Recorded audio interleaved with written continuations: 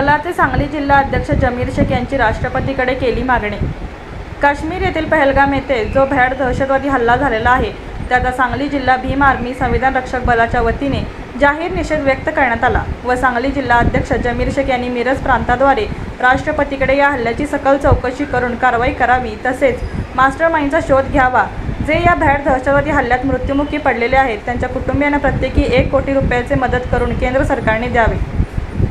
काश्मीर येथे पहलगाम येथे जे आतंकवादी हल्ला झालेला आहे त्याचा सर्वप्रथम आम्ही भीम आर्मी संविधान रक्षक बलाच्या वतीनं निषेध करतो।